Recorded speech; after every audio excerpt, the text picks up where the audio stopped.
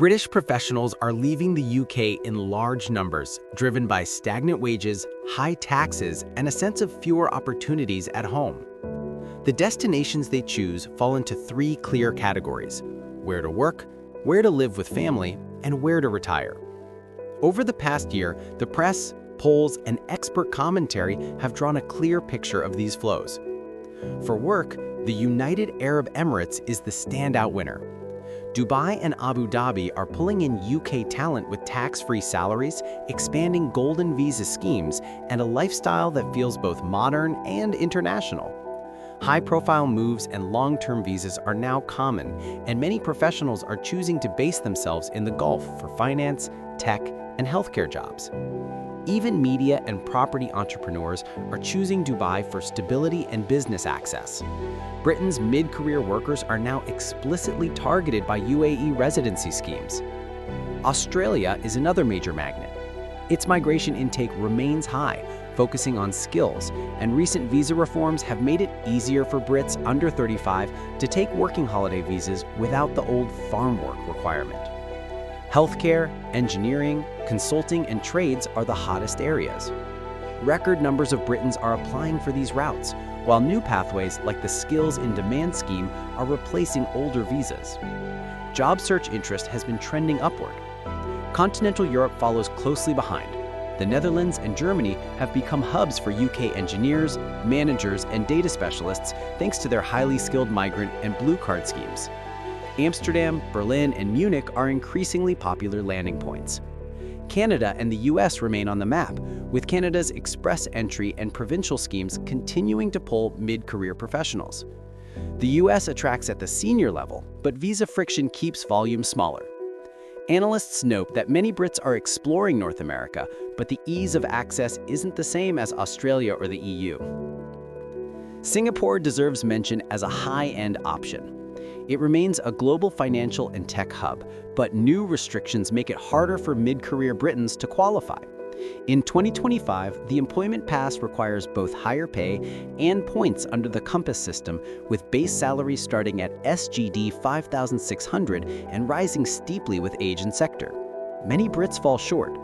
Combined with some of the world's highest living costs, rent and school fees are punishing. Many who might once have chosen Singapore are now picking Dubai or European hubs.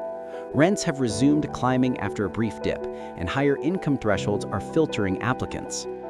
Malaysia sits just across the border and is beloved for its affordability and comfort, especially in Penang, Kuala Lumpur, and Johor. The Malaysia My Second Home visa is very popular with Britons, but it is more a retirement or lifestyle permit than a work pathway. Revised rules have raised the financial bar for applicants, and while Sarawak and Sabah offer softer versions, the main peninsula scheme is demanding.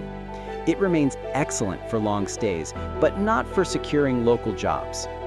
New Zealand is still the lifestyle dream, but the gates are narrowing.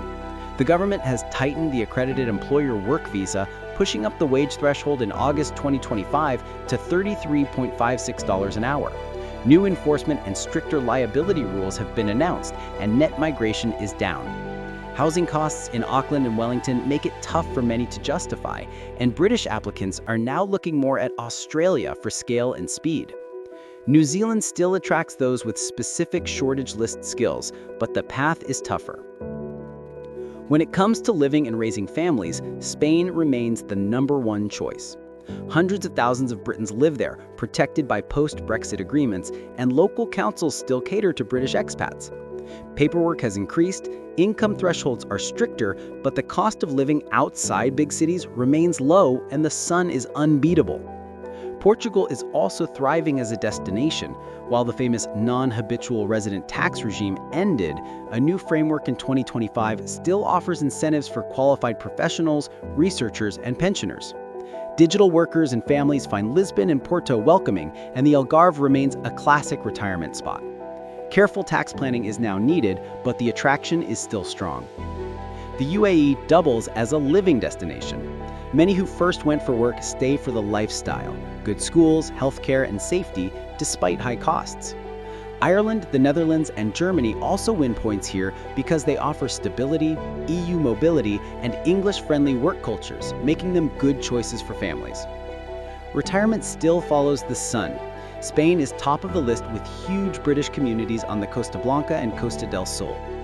The UK's S1 system lets eligible retirees access healthcare, and while non-lucrative visa income thresholds are higher now, they are manageable for many pensioners. Portugal is close behind, with thousands of Brits in the Algarve, Lisbon, and Cascais. The end of the NHR tax regime was a blow, but Portugal's new system keeps it attractive. Italy, France, Cyprus, and Malta also feature, offering climate and culture, with Italy's flat tax regime for newcomers being particularly appealing. And while global indexes rank Nordic countries highest for retirement quality, British retirees still prefer Southern Europe for sun, cost, and community. The pattern is clear. For work, Brits are chasing pay and visas in the UAE, Australia, and Ireland, with Europe and Canada also in the mix. For family living, Spain, Portugal, and nearby EU hubs win out, along with the UAE for those who stay on. And for retirement, Spain and Portugal still dominate. Singapore, Malaysia, and New Zealand remain in the conversation, but higher thresholds, visa tightening, and higher costs mean they're niche choices rather than the main highway.